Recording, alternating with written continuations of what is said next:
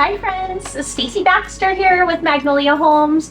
We're out here again to do another Hidden Heroes segment. We're trying to highlight amazing members of our community that are making ripples that truly are changing the world. This is Jenna Berry. She's the Executive Director of Catalyst, and I'm so excited for you to hear about what Catalyst is doing in our community. Thank you for that introduction. I appreciate it. What you're doing is amazing. I mean, I'm seeing firsthand that you're making huge impacts. So it's amazing what an hour a week for a kid can do. It seems simple, but it's like this big ripple of being cared for and seen and just heard. There's lots of people telling kids things, and it's nice when somebody just listens. Right. Well, and the kids, I mean, a lot of the kids that you're working with have been through so much. It's true. And it's just, to me, I see it as we're just trying to keep moving the needle. We're not trying to like go from here to here. Right. But all of these things that we can do to help move the needle, Catalyst and lots of other things too, we never know which one of those things is gonna, take them from where they could go to being world changers themselves, because we know the statistics. I don't know if you're gonna talk about that, but a lot of these kids statistically are headed to being the people that hurt them, right? Yeah, I mean, Shasta County has some very high rates of trauma, and a lot of those traumas are generational things. They're things that they learn from someone else.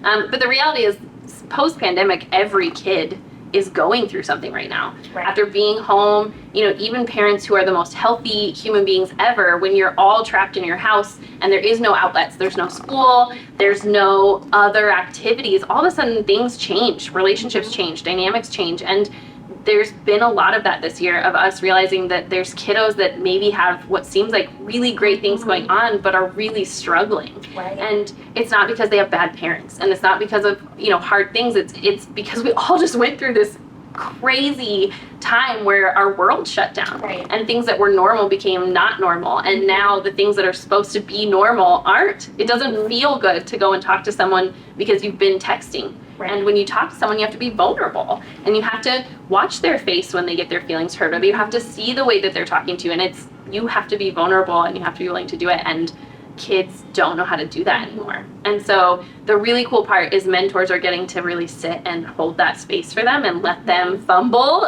and figure it out with so much grace and so much care and so much just wanting them to succeed, that it allows kids who are in all different ranges of trauma, who are dealing with all different ranges of things, to feel safe and feel like they can have conversations and try to figure out what it looks like now and who they are now after all of the things we went through. Right.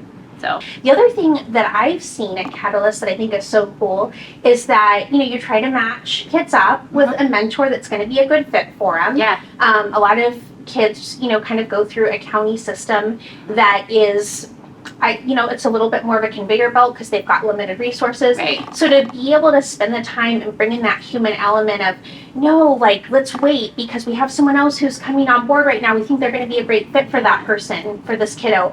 And then to see them sit down with that kid and find out what their interests are and to make that connection, because it takes time to build that. Right. And so, they're not all playing board games. No. There's some kids that are never playing board games because they have other interests. Right. And some kiddos will walk right in and start talking. But some kids are like, I'm not going to talk to you till I trust you. And so a board game is a great intro. It's kind of an easy way to get things started. We have some art projects that we do and different things. But some kids come in and they're like, let's talk. I've had a crazy day and I need to debrief. The other thing I see is food. There's always snacks around, and that's like a kid's one of their love languages, right? Eating. Comfort. Like, if you walk around our office is full of like toys, pillows, and snacks. So one of my favorite things is when kids start kicking off their shoes and just like climbing up on the couches, because they know they're safe here. They feel good being here, and this is their space. And I really, really love that. So how do kids in our community end up here? It is a mixture. So the ones that end up in our office are usually referred by a community member or a partnering organization. So we have a link right on our website. It says refer a youth. It's right at the top. We tried to make it super simple. All that is required is contact information for the parent. We ask for some basic information about the kiddos so that we can pair them. We want them to be paired with somebody that makes sense for them. And then we ask that whoever is referring lets the parent know. It's definitely better when the parent is expecting a call than when we call them out of the blue. So that's how kids that end up in our office get referred. We work with Community Connect through SCOE. They refer some of the students that come through their programs, but then we get a lot of just like community members who are like, my neighbor kiddo really could use somebody. And so we go through that. And then at the schools, the school counselors identify students who maybe aren't quite meeting the need of needing to see the counselor weekly, but could use somebody to check in with them. Right. What we see is there's like one counselor for 1,000 students. Right.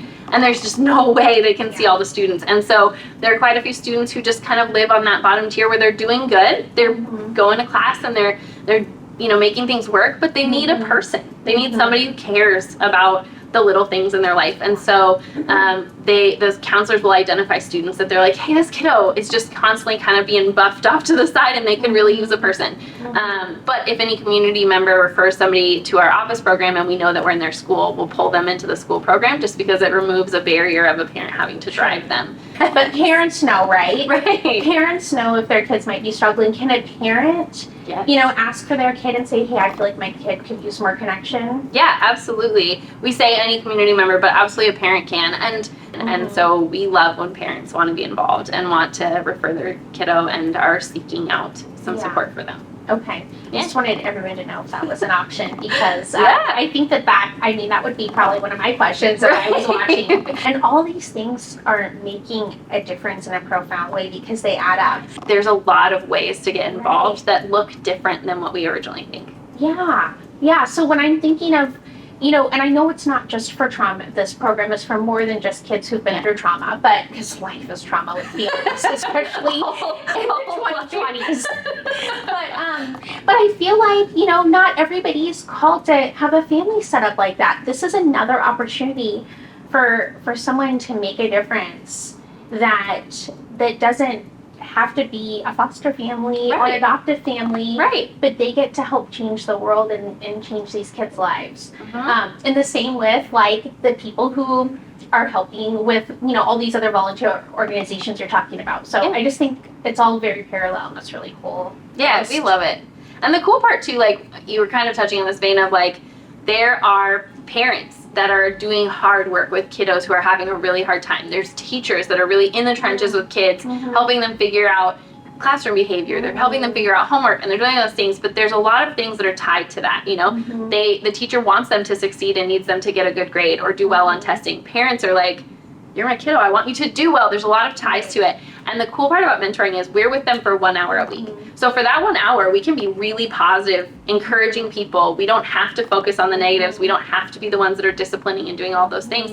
And so we get to be the people that are celebrating them and championing them. And that 1 hour of being championed really goes out. And it's not that parents aren't trying. It's not that teachers aren't trying. But when you have them for 8 hours, when you have them for 24 hours, all of those things are hard to hold. And because it's 1 hour, we get to be positive and encouraging the entire time. Right. And it's that addition to and support to the parents who are doing those things and the teachers who are in the trenches. It's that addition to everything that you guys are building and supporting. We get to then celebrate, hey, you are doing better on that math test. You and your teacher have worked really hard. I see that. I see this development. Right. And we get to help celebrate and champion the things that you guys are building. So I feel like people, I don't know, I guess my hope is that people are watching this wondering how they can get involved. So you mentioned how people can refer a kiddo that might be a good candidate for Catalyst and that parents can do it. They can, anyone can do it from your website. Yeah. If someone's thinking, I can do this, I can give up one lunch a week to go, volunteer at a school or they can do it here too, right? At the Catalyst Center. Yep. Or I want to be the snack buyer or, how can I help?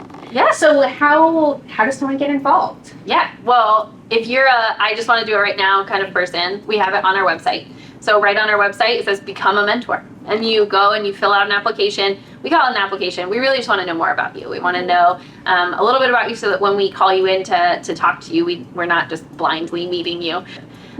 So that's one way. The other way is you can always call us or show up at our office. We love to talk to people, and so we're happy to have those conversations. My team is very relational, and they love people. They love kids, and they love people, and they do it really, really well. And so we will always have a conversation with you. If you just have more questions before you want to apply, you can always call and just check in with us and ask those questions. I always feel like it's a really welcoming space. You know, it's not intimidating when you walk in. Yeah. It's beautiful, it's bright, it's happy. You're greeted with a hi.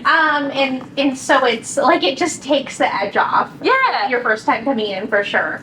And so I will always tell you, we do not have enough mentors. Our mentors are amazing people, and they donate so much of their time, and we are so grateful for them. But there are kids on wait lists everywhere. Right. We need people, and so the more that we grow and the more that we support schools, that means we need more people that want to show up with us and have that same heart of supporting kids and supporting schools and parents and just being the people that show up. They need a person who cares if their favorite color is purple or green. Or all of them. Right? Or all of them. And they need somebody who just like holds that space and just wants to know who they are, who's curious about them, cares about them, and wants them to be safe. Because every single kid should feel safe. Amen. Well, it's I'm so moved being here with you today. I know you're so busy because you're a powerhouse. What you're doing right now to take on something like this. I'm sure you're busy seeking out grants so you can hire more people and trying to hire the people and trying to find the mentors and trying to match up the kids. So thanks for taking time to do this today. I'm honored to sit with you for this. You truly are helping change the world. You're making an impact that will see ripples in so many kids' lives into adulthood, and then they get to make the ripples too. So that's what this is all about. Thank you for doing this today. And reach out to Catalyst. Give Jenna a call if you want to know more. Thanks for watching.